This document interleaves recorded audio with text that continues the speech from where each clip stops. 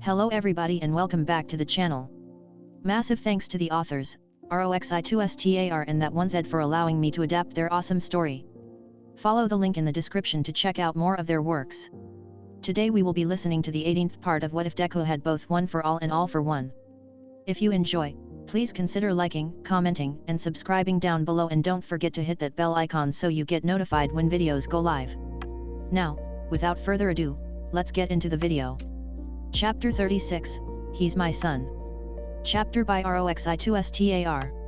Let's meet again, the villain said, and pulled Deku into the mist. Todoroki ran after the portal, sliding to a stop when it vanished just as he reached it. Katsuki was on his heels. Blue fire surrounded Todoroki's body as he stood on the spot crying his heart out. Katsuki couldn't believe it. The villains had taken Deku. They'd stolen him. This was exactly what Deku had been scared of. And they'd failed.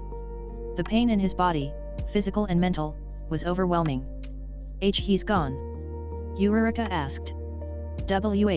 What do we do? Shaoji was at Tokoyama's side, cradling his unconscious body. Where are the wild pussycats? Todoroki-chan. Azui asked. Todoroki wasn't looking at any of them. He fell forward to the ground and let out a gut-wrenching scream. The fire around his body grew huge. Katsuki put his hand over his face. The light was so bright. Fuck. Katsuki yelled. Todoroki, he called out to him. It was clear his cry was falling on deaf ears. Todoroki's body was nothing more than a silhouette in the flames. His screams were loud. The utter pain in his voice was deafening. The heat. The sheer force of it pushed them all back. Shaoji grabbed all of them, shielding them from the fire. Even behind his body, Katsuki could feel the fire. Kids. Mandalay called. She had pulled herself from the trilene. Oh god, her telepathic voice filled their heads. Aizawa. Get to the clearing right now. A student has lost control of his quirk. Todoroki was still screaming. Deku was still gone. He's gonna hurt himself if this keeps up. Uraraka cried. Or us. The air shifted. The heat vanished all at once, instead being replaced by freezing cold. BB burns. Shaoji shouted over the scream. As soon as it started, it stopped. The fire dissipated at once. Aizawa stepped out of the woods, his hair floating around his head wildly. What the fuck happened? He asked, walking into the clearing. Katsuki pushed himself away from Shaoji to peek at Todoroki. He was on his knees, gripping at the ground. The grass around him had been scorched in a near-perfect circle. He was still yelling, but it wasn't the loud cry of anguish from before. He'd screamed himself hoarse. Todoroki. Aizawa whispered softly. He turned to Mandalay and Tiger, then back to the group of them. What happened? Katsuki stepped forward, gripping his broken arm. He wasn't crying, but he felt ill. Like he could die. Deku got kidnapped by the League, he said. They took him with one of their portals. Aizawa's eyes widened. He grabbed at his face. Fuck. He turned to Mandalay and Tiger. There are more pros and police on the way. Check the woods for any more. There are still missing students. I'll handle my kids. They both nodded. I'll take Pixie Bob back to the base camp, Tiger said softly. See if you can't find Ragdoll. They both set off on their respective jobs. Todoroki, Aizawa said, moving to him. Todoroki had burned most of his clothes away, wearing nothing but tatters. He was cut up and his arm was badly burned. Todoroki, come on. We need to take you back to the camp. He didn't respond. He didn't make any noise at all. He just stayed hunched over, his nails gripping the burnt soil. The rest watched as Aizawa leaned down, rubbing his back. Todoroki didn't move. He'd gone completely catatonic. Katsuki couldn't just stand there. He'd already failed once tonight, he wasn't about to stand there and do nothing twice. He gripped his bloodied and broken arm before stomping forward. Todoroki, he called once he was close. His voice was scratchy. You can't fucking lay here, he said. You're injured, you idiot. He's gone. The voice sounded almost nothing like Todoroki. Katsuki wouldn't have been able to tell it was him if he wasn't looking right at him. Yeah, Katsuki said softly. He is. Todoroki shook his head wildly. He's gone, he's gone. Fire threatened to spark back to life. Aizawa erased it at once. We need to get him back to base camp. He'll bleed out if we don't, Aizawa said. You're injured too. Katsuki rolled his eyes. Tell me something. He stood up and with his good arm, grabbed Todoroki and pulled him onto his back. I don't fucking know. He turned from his teacher and began to walk back to base. Oi extras! He yelled at the rest of them. Let's go. His classmates all followed after, quiet. When they reached base camp, all 6 of them were looked over. Vlad put Katsuki's arm in a split and Todoroki's burn was treated as well as his cuts. He didn't speak. He simply stayed where he was put. The others weren't much better. They were kept separate from the rest of their class, probably to not be overwhelmed. Yurika and Azui wouldn't stop crying. Shaoji kept close to Tokoyama's side. He eventually woke up, but likely had a minor head injury. They learned others were hurt worse. Ragdoll was missing. Deku was gone. At least no one had died? No. Katsuki had failed. Deku was gone. Night 3, later. Shouta was a failure. He'd failed not only as a hero but as a teacher. He had sworn to protect these children. He had taken them from their homes and into his care. He had promised to watch over them. He had failed. Midoriya Izuku was taken. He knew Shouta knew exactly why they wanted him. Midoriya's quirk, powerful and unique. He failed. He knew they had been after him. And he couldn't help. Instead, other children had to fight in his stead. He had gotten distracted and caught up with that stupid fire villain. It hadn't even really been him. On top of Midoriya being kidnapped, several students were critically injured. Hagakure and Jiro were suffering from life-threatening poisoning from the noxious gas. Yaoyorozu, Bakugo, and Todoroki were all hurt as well.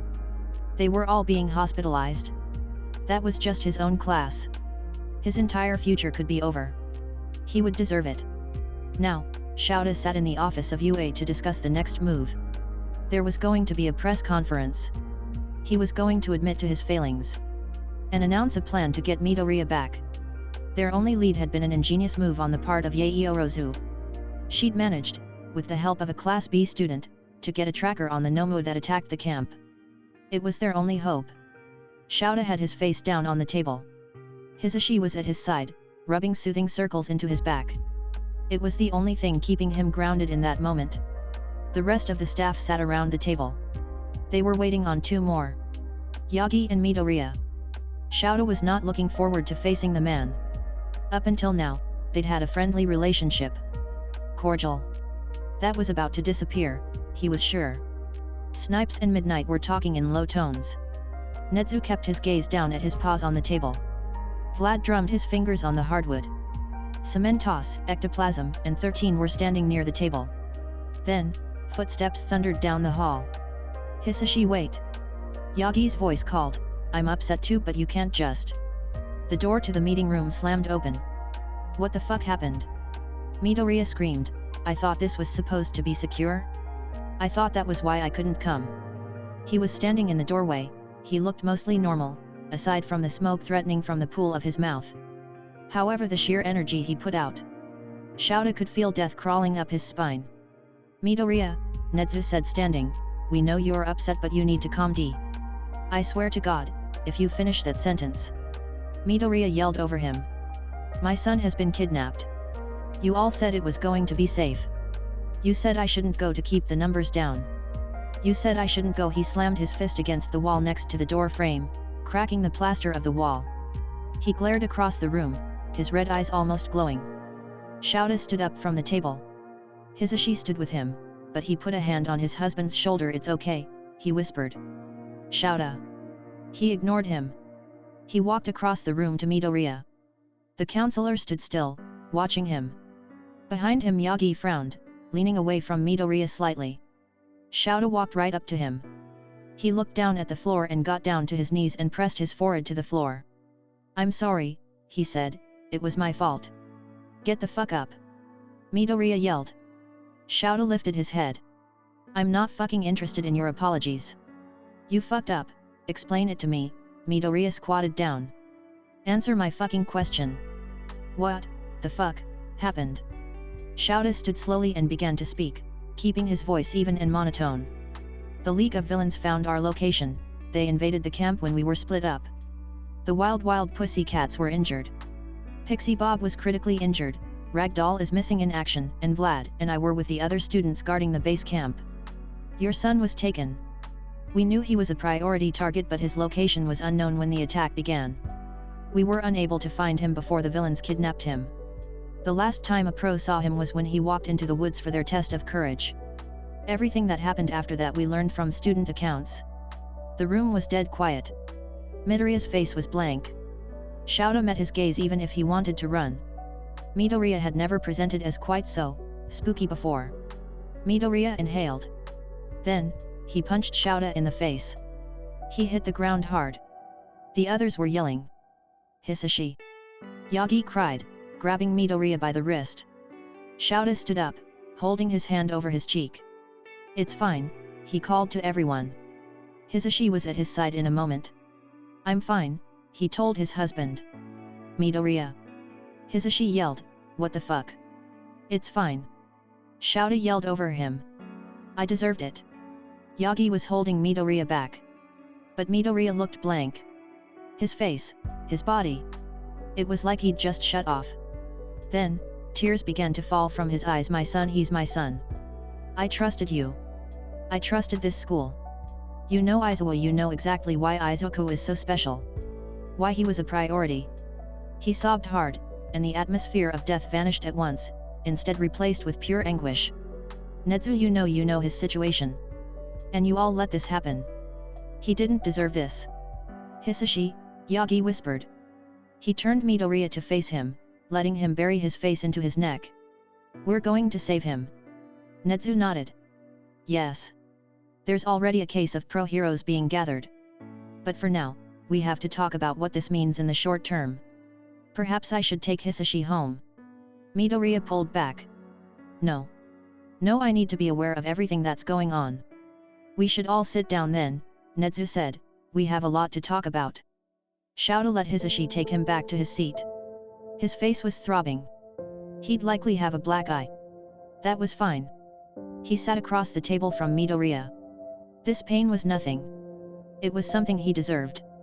Netsu stood up and walked onto the table itself once everyone was sitting. He held his paws behind his back. Yes, well. Now that we're a little bit more calm, I have something I'd like to bring to everyone's attention. I know for a fact that the only people who were aware of the location of the first year's training camp, other than the wild pussycats and the students, are all in this very room. He paced along the table, his fur prickling at the ends. Yet, somehow the League was able to track their location. This, to me, has left us with only a few possibilities. Shouta had been racking his brain as well. As far as the security of information, they'd been able to keep it to the bare minimum of people that needed to be in the know. I have a few theories, Netsu continued. While it's possible the League has some kind of quirk that could gather information, I will ask our resident quirk counselor and specialist if he thinks something like this is even possible. He turned his attention onto Midoriya. Midoriya looked around the room, tear tracks still fresh on his face. Not impossible, but highly unlikely. If we take the USJ incident into account, the information they got was fairly basic. Besides, the chances of them having a secret quirk like this are insanely low. Not to mention the school has countermeasures in place. While we can't rule it out entirely, I'd say it has a less than 0.05% chance. Netsu gave a curt nod. Thank you. My thoughts exactly. What's much more likely is we have a traitor in our midst. A spy. Gasps shot out through the room. Even Shouta sat up straighter. A spy? If there was a spy, then who could they trust? Are you saying someone in this room is a spy? Vlad asked. I'm certain it's not a member of the wild pussycats, as they were not involved with the USJ. It's very possible one of us is a traitor, Netsu said. One of us could have a connection to the League that the rest are unaware of. Yagi put his hand down on the table. Netsu glanced at it. But yes, it could be one of us. The staff all looked at each other, uncomfortable. Shouta ran through the staff in his head. Himself, Hisashi, Yagi, Netsu, and Midnight were all clear in his mind. Nemuri had been a good friend for too long. Too many opportunities to betray him. Snipe had shot Shigaraki and wounded him, though he had still been able to get away. Vlad had been here for years, and while he shared in classroom rivalry, he wasn't a traitor. Ectoplasm and cementos were possible. 13 had been critically injured at the USJ, so they were probably innocent. Midoriya had been on the grounds the day of the media firestorm. Midoriya was new to the staff, and this was the first year any of this was happening. However, it had been his child that was targeted. Midoriya Izuku was a good kid. That was clear from just a few minutes of interacting with him. Open and kind-hearted, though he was reckless and tended to think just because he had a, quite frankly godlike, quirk he could throw himself into harm's way. It was that exact quirk why Midoriya Izuku was likely taken. It would make no sense for his father to be working with the League. If I had to guess, Midoriya said, I don't think it's a staff member. Everyone on staff is familiar with Toshinori's time limit. The day of the USJ attacks, the League thought he was going to be there. However, based on the news cycle that morning, anyone could have pieced together that Toshinori had used up all of his time that day. Meaning whoever told the League of the location was not aware that Toshinori was on a time limit. Shouta blinked. It was solid deductive reasoning skills. He'd witnessed his son use similar ones in class. Impressive. Netsu nodded. I agree. That means the spy is likely a student. I'm even more inclined to say a student from 1A. What? Shouta asked, standing up incredulously. All of my kids are good. I see them every day. They're a bunch of idiots, yes, but they're all promising young heroes. We only had one dud, and he was expelled on day 1. Netsu nodded. Yes, I remember, one Minoru Mineta. He's currently in a normal high school far from here. But if you look at the facts, the spy is very likely from your class. But guessing by your tone, you find it unlikely. He looked around the office. What about any of you? Most of you have regular interactions with the kids. I would like to keep 1B in mind as well, but they are less suspicious. Midnight hummed. Well, we can already count a few of them innocent. Midoriya, since he is. She trailed off, trying not to look at the boy's father or mentor but Shinsuo as well. He came up from general studies after the incident at the USJ. Beside him, his husband nodded. Yet, Shinsuo is likely in the clear. I'd even say Ida as well. He was very disturbed by the hero killer incident, Hisashi said. Todoroki, Midoriya said. It's not him either. Aside from his father being number 2, I see him a lot. He's had a lot of opportunities to turn Izuku over to them and didn't take a single one. Bakugo is another I'd bet is safe. I've known that kid his whole life. I agree with Hisashi, Yagi said at once. I'm glad we can cross a few names off the list, Netsu said. I'd like all of us to keep an eye on those kids. As well as each other. We will find this leak. And they will be punished. Midoriya exhaled smoke from his mouth. Damn right. Shouta thought about his kids. The idea that one of them was a traitor wasn't pretty. Under the table, Hisashi grabbed his knee and squeezed. It helped, at least a little. He was going to snuff out this traitor then. He'd failed once. He hoped the throbbing pain on his face would help serve as a reminder that when he failed, children got hurt. A child could be dead. It was on him. He would not let this happen again. Hisashi slammed the apartment door behind him. It was nearly 4 a.m. He hadn't slept. Toshinori was in front of him, moving slowly and pulling off his shoes. Hisashi had never been this angry in his life. Izuku was gone. His child. His son. His baby. He leaned back against the door. Toshinori looked back at him, frowning. Hisashi? He asked softly. Tears were streaming down Hisashi's face. He hadn't realized he'd started crying. But here he was, sobbing. He fell to his knees. Titosh. He whispered. I can't do this. Toshinori was kneeling in front of him in a moment. It's going to be okay. We have a plan. He shook his head. No, Hisashi said, covering his face with his hands. I can't lose him. Izuku is my everything. I can't. I won't do this if he's dead. I can't, he was hyperventilating. The rage he'd felt from the moment Aizawa had called him had melted into despair. Toshinori, I can't. I didn't have him long enough. I'm supposed to go first. He was shaking. If Toshinori was speaking, Hisashi wasn't listening. He remembered when Izuku was born. Inko had called him in the morning in a panic. He'd dropped everything to be by her side. After she held him first, the nurse gave Izuku to Hisashi. He remembered that moment.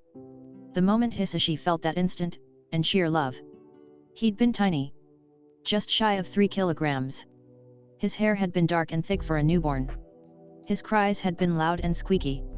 But when Hisashi held his son to his chest for the first time, looking down at that soft innocent face, he knew he'd move mountains, topple cities, and commit mass murder just to keep that little boy safe. He remembered when he came to visit and his son was a funny little toddler. With a head of wild curls and half-formed words as he ran around the house in a little onesie with ducks on it. He remembered laying in the bed in the master bedroom, cuddled up with Inko and Izuku between them. It was a treasured memory. He remembered when he first came home and he saw his son for the first time in years. Saw him for the first time as himself. When Izuku took his hand. When he realized he was going to get to be his father. A most precious memory came to mind. Hisashi yawned as he walked into the kitchen. To his surprise, however, the lights were already on. Izuku was reading the box of what looked like cake mix, mumbling under his breath. He was 9 years old. On the counter, milk, oil, eggs, and a mixing bowl. Hisashi tilted his head. "What ya doing, kiddo?" he asked. Izuku looked up. "Today's mom's birthday," he said. "She's been feeling really bad, so I wanted to make her cake. She loves chocolate cake." "Yeah, she does," Hisashi smiled and approached his son. "She's still pretty tired from her chemo treatments, so she might be in bed for a while." "I know," Izuku said. "That's why I wanna make her cake. Kaken's mom normally makes her something and drops it off, but Kaken's family is away." "Right, the Bakugus were away for a family wedding. Miss Toki had apologized to Inko about it when she'd gotten the invite. So you wanna make a cake for her instead?" he asked, leaning down to read the instructions on the cake box. It was pretty simple. Water, milk, oil, eggs, and the cake mix. "Do we have icing?" Izuku frowned. Hisashi chuckled at his son. "It's okay. I know a simple recipe for buttercream icing we can make ourselves. It's only a few ingredients." Of course. I'm not about to let you bake my wife a cake all by yourself. I'm gonna help, that is if you'll let me." The smile Hisashi was rewarded with was blinding. "Of course, you can help. You can be my what's the word, sous chef." They spent that morning baking together, watching the cake rise in the oven. Icing had been uneven, but Inko loved it all the same. The three of them sat in bed, not caring if they got crumbs everywhere. Just happy to be together and eating cake. Hisashi was sobbing. His sweet little boy could be dead. Or worse. He was aware of what kind of person his other half was. The kinds of things he would be capable of. Yes, Izuku was also his son, but who knows what he would do. Izuku was a stubborn little shit who would spit in the face of anyone who he disagreed with on a moral level. That might not fly, even if they shared blood. "Hisashi," Toshinori whispered, knocking their foreheads together. "It's okay. It's going to be okay. We're going to save him. Okay? I can do it. We can. We're going to save him." He pulled Hisashi close, hugging him to his chest tightly. Hisashi sobbed into Toshinori's shoulder, his entire body heaving. "We're going to save him," he whispered one last time, before pressing a soft comforting kiss to his temple. He could only hope. Chapter 37, The Lover, and the Brother. Chapter by Roxi2Star. Day 4. Katsuki felt like shit. He lay in his hospital bed, his left arm bandaged to his chest. Gauze covered his face and the bitter taste of failure sat at the back of his tongue. Guilt like a stone in his stomach. In the hospital bed beside him, Todoroki lay awake, staring up at the ceiling. He hadn't said a word since last night. Aizawa had to erase his quirk to approach him. He'd burnt half the clearing down by then. Sobbing and pounding at the dirt. Katsuki hadn't been much better. He'd sat there like a fucking chump with his jaw hanging open. He'd been so stupid. He hadn't been able to do a damn thing. He was right there next to him, and yet Deku was gone. He'd been taken and hidden away who knows where.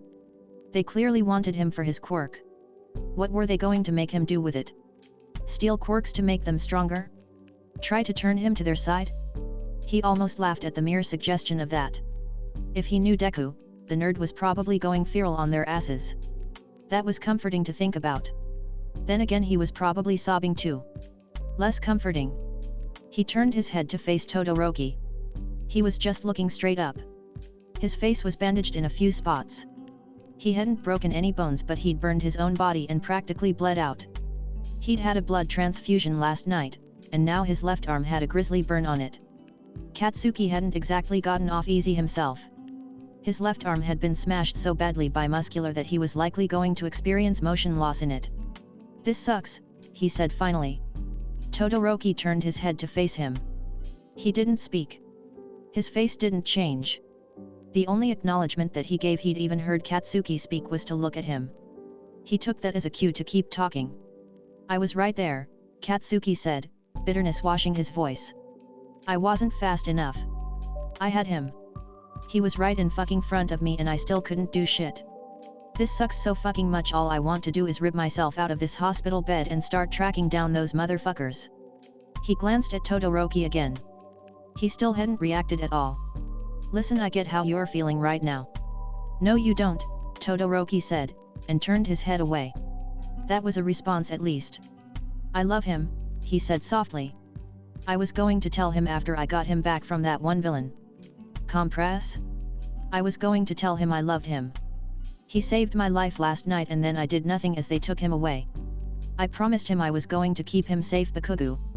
And I failed. He's gone and it's all my fault." "It's not."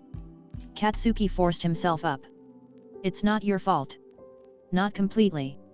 I was right there. It's just as much my fault as it is yours." Todoroki sat up slowly and pushed his long hair back out of his face. "I promised him, Bakugo." "Shouto," a voice came from the door. Todoroki recoiled at the voice.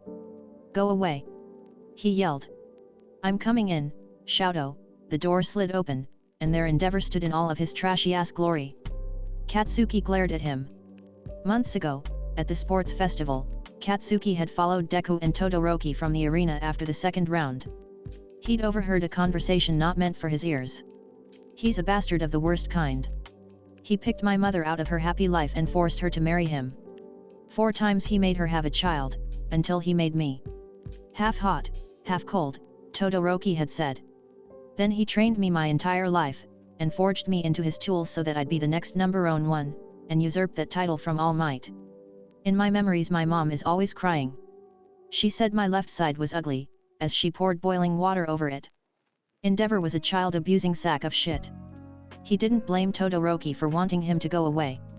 Quite frankly, Katsuki was this close to telling the old man to get lost as well. He was in his civilian clothes, which made him look stupid in Katsuki's opinion. He closed the hospital door behind him. He grabbed the chair and pulled it closer to Todoroki's bedside. "Shouto," he said, "I know you're upset. It's understandable with your classmate being kidnapped." "You have no clue how I feel," Todoroki snapped. "Just leave. I don't want to see you right now." He turned away, forcing himself to face Katsuki. Katsuki wanted to leave the room. This felt like a private conversation that he shouldn't be here at all for. He didn't want to see this. It was very uncomfortable, but clearly Todoroki didn't want to be alone with the sack of shit, so Katsuki would stay. He also wasn't sure he could move just yet. Physically. Endeavor ignored his remark and kept talking. "I thought it would comfort you to know your classmate Yaeorozu managed to put a tracker on one of the villains," he said. "Because of that, we have a location associated with the League. This doesn't leave this room, but I thought you'd want to know. I know you and the Midoriya boy are rivals, and his presence has had a positive influence on your life, so I'm personally getting involved. We will recover Midoriya." Todoroki didn't look back at him. Instead, he covered his face with his hands. "Why do you even care?" "I care about you. Since fucking when?" Endeavor sighed. "I know I haven't always been the best father, but Shouto, everything I've ever done I did out of love for you. You beat the shit out of mom because you love me." Todoroki yelled, turning back to him. "You beat me, made me train until I was sick, isolated me from the world, and hurt me over and over because you love me." He fisted the blankets of the hospital bed. "You never cared about me. All I am to you is a fucking toy that you think you can manipulate. Shouto, you are the thing I care the most about." "Yes. A thing. An object. What about your other children, hey? Do you care about Fuyamai and Natsuo? What about Tuya? Did you care about him? Endeavor's face burst into flames, his beard and mustache coming to life as he stood. Don't talk about things you don't understand. Todoroki sat up, the scar on his face catching fire. Are you gonna beat me again, hey? Get the fuck out. Katsuki forced himself out of the bed. Hey! He screamed. Will you two knock it the fuck off? Both of their faces extinguished themselves. Endeavor frowned as if just realizing Katsuki was there. Apologies, he said simply. Listen. I am trying here. I want to be better for you. Why weren't you better 10 years ago? Well, I'm trying now. He screamed. Shouto, really? What will it take for us to try and start over here? What can I do to help you see that I do love you, that I do care, and that I want what's best for you and to make you happy? Todoroki grit his teeth. How about you get my fucking boyfriend back? The air in the room had suddenly become unbreathable. Todoroki's eyes widened as if he finally realized the words that had just tumbled out of his mouth, and Endeavor was frozen where he stood, eyes on his son. Katsuki stood next to his bed, holding his breath. It didn't take a genius to figure out Todoroki obviously wasn't out to his father. Endeavor's body was stiff. He opened his mouth and closed it several times. I didn't know that, he said, his voice very quiet. Oh Shouto, he placed his large hand on the bed, close to Todoroki's leg. I'm so sorry. This is... no wonder you're so upset. How long has this been going on? Does his father know? This was clearly not the reaction Todoroki anticipated. It wasn't the one Katsuki saw coming either, not by a fucking long shot. Katsuki sat back down, watching the gears turn in Todoroki's head. Since the hero killer, he finally said, yes. Midoriya-san knows. Everyone knows. I was the last one I see, Endeavor said. That's fine. I know now. He stood and fixed his jacket. Shouto. I will make sure Midoriya makes it home, he said. I won't bother you again while you're in the hospital. Please text me if you need me, and I hope you're feeling better soon. He gave Katsuki a nod. You as well. He left without another word, closing the door behind him. Todoroki fell back into the bed with a long sigh, covering his face with his hands. I can't believe myself. He shook his head. Fuck. Katsuki frowned. Listen, I don't know exactly what the fuck is going on between you and your old man. It's not my business. He leaned forward. But you heard him right? What he said about Ponytail. He lowered his hands, eyeing Katsuki. Pony, do you mean Yaoyorozu? Yeah. That one. She made a tracker. They have a location. Means she made a locator for the tracker. Which means she can make a second one. Todoroki's eyes widened. Oh my god. Now you're thinking, Katsuki grinned.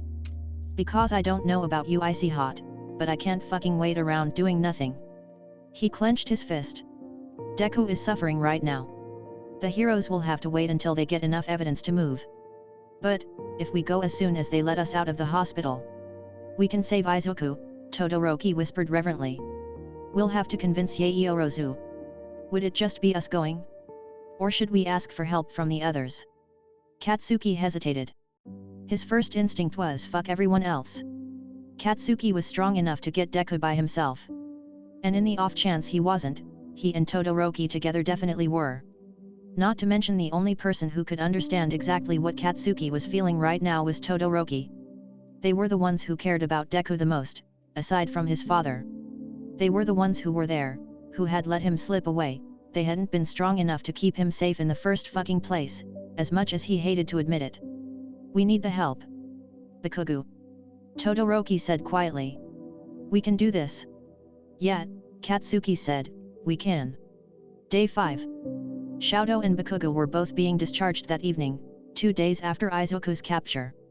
They both lay in their hospital beds, their broken bones had been healed, and now each of them bore new scars and simple wounds. Every moment had been spent talking about strategies on what to do. The day before, Shouto had snuck into Yaoyorozu's room and convinced her to make the device. She was still in bad shape and would be held for another few days. She wasn't alone. Jiro and Hagakure were both still unconscious due to the villain with the poisonous gas quirk. They had their device hidden away safely whenever someone came to visit. When they were alone, they had it out, along with their phones. The Nomua she tracked had been sitting in the same spot since she'd made the first device. They checked the address and found it was an abandoned factory, a pretty easy place to have a whole hideout for villains.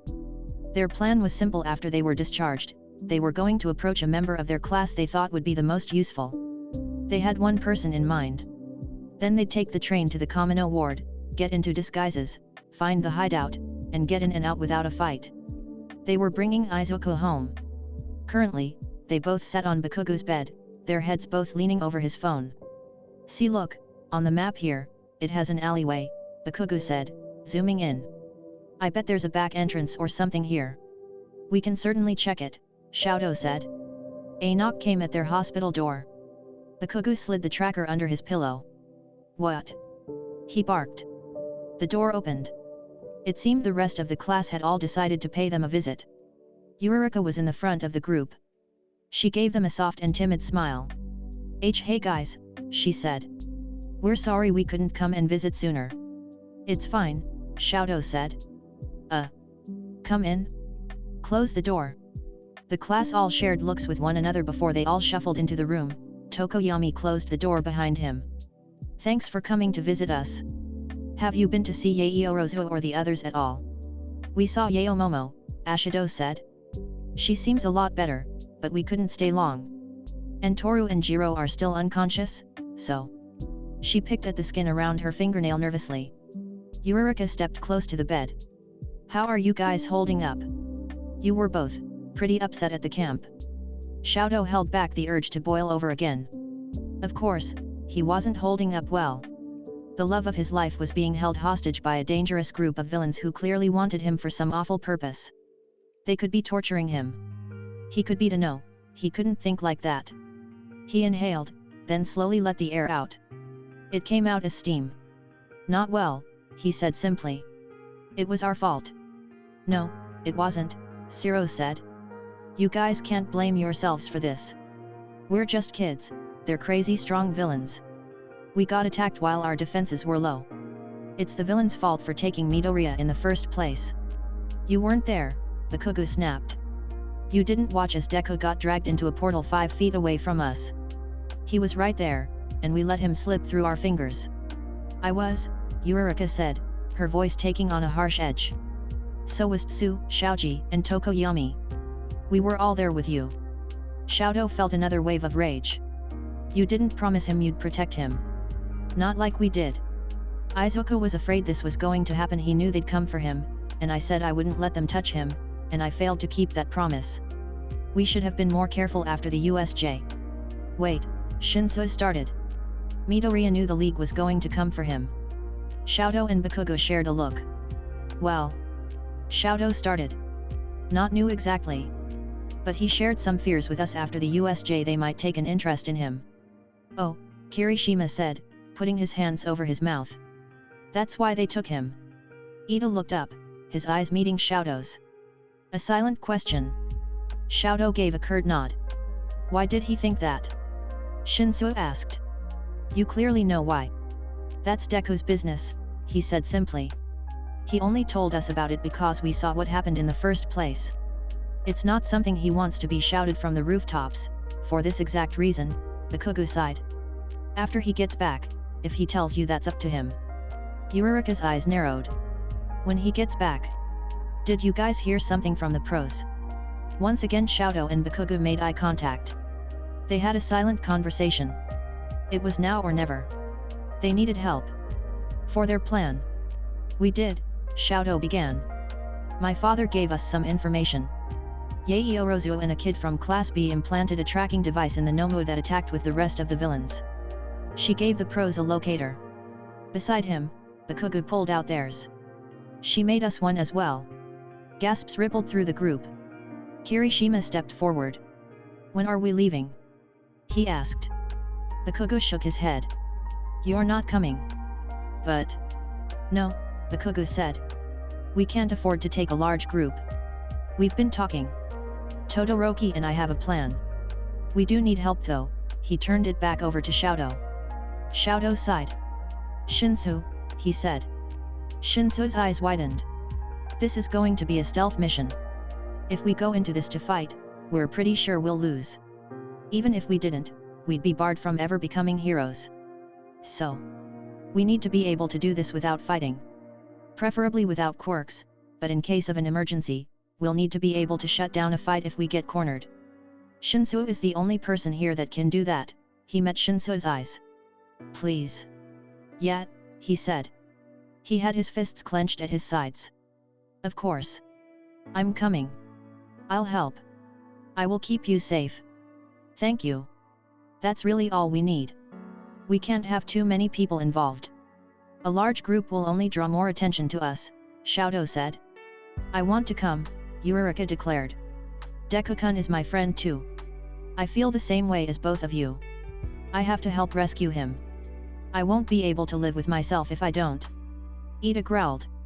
He hadn't said a word since they revealed their plan. You're all being ridiculous, he snapped. Shoto stood up. Doing this won't help anyone. He screamed. Least of all Midoriya. What if you're captured as well? What if you're killed? What if you just make this job harder on the pros? We're not going to fight. Shoto yelled. We'll save him without a single battle.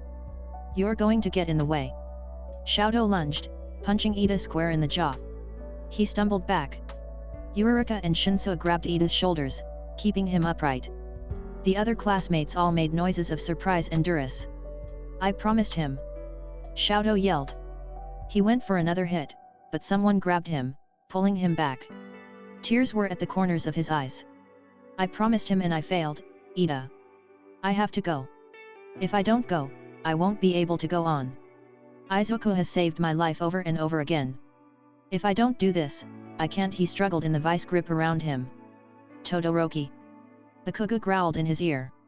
Fucking relax, damn it. He softened in Bakugo's grip. Fucking Bakugo. Katsuki was telling him to calm down.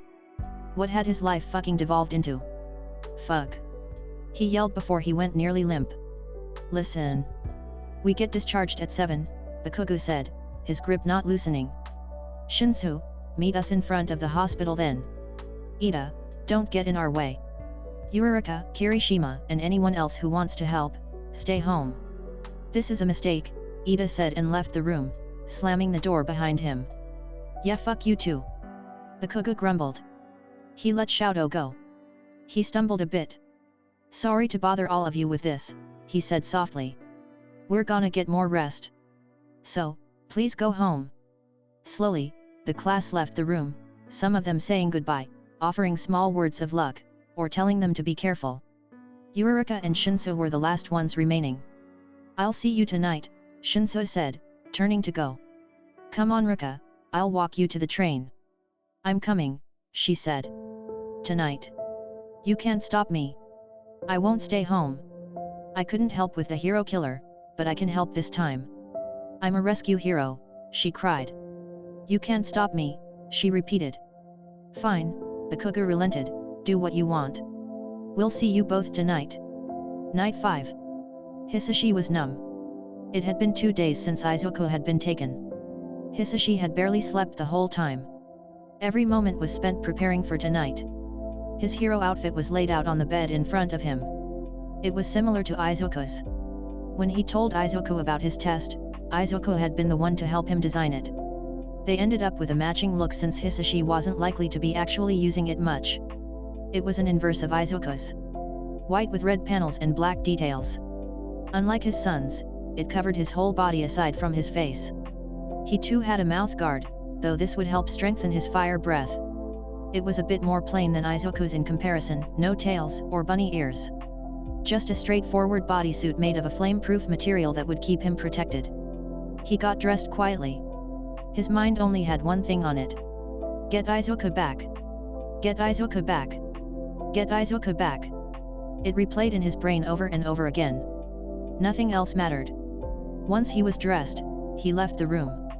Toshinori was sitting on the couch, deflated but in his All Might suit.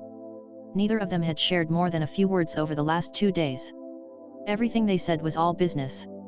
How they were going to get Izuku back. He wasn't angry with Toshinori. He was still pissed at Aizawa and the others at the training camp.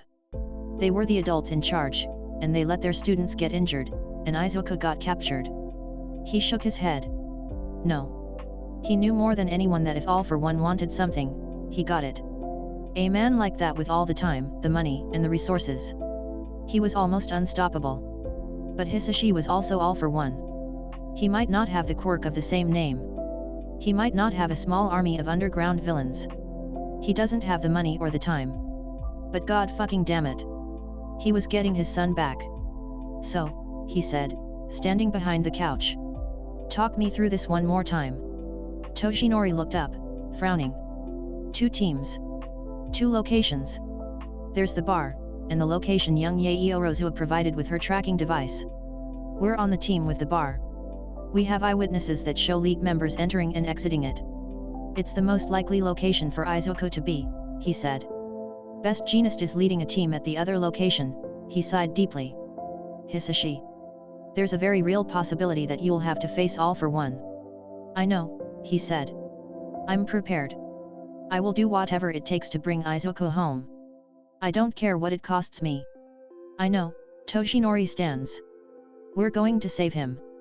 That was a line Toshinori had repeated in every conversation they'd had. He wasn't sure if he was trying to convince Hisashi, or himself. Either way, it did little to comfort him. He hated this. He hated that he had to wait 2 days when they had a location on day 1. But he knew they had to do this carefully. He just wanted his son back.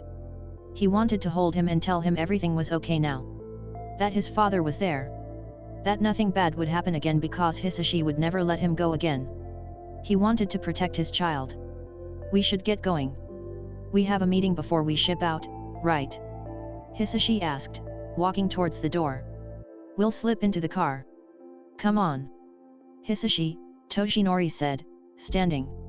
I swear to you we will. He held up his hand. All Might please. Enough. Let's just fucking go. Okay. Night 5, elsewhere. Shoto and Bakugo stood out in front of the hospital, the locator in hand. They were set, plan in mind, and ready to go. Yurika and Shinso both came down the path.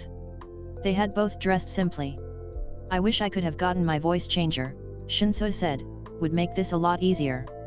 You can at least throw your voice without it, Shoto said, that'll probably come in handy. So, Ida's voice came from behind them. He walked down the path, hands at his side. You're all going through with it? He asked. Bakugo snarled yes. Are you here to stop us?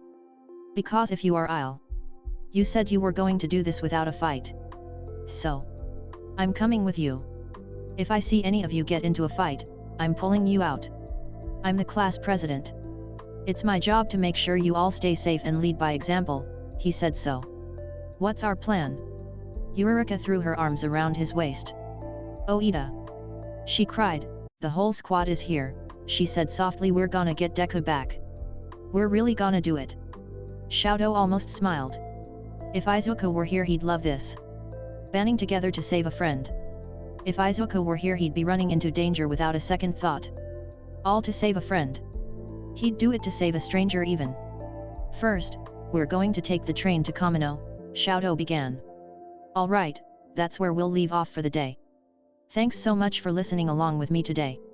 If you enjoyed, please like and comment down below and check out the video or playlist on the screen for more content from me. I look forward to seeing you next time. Ciao for now, lovelies.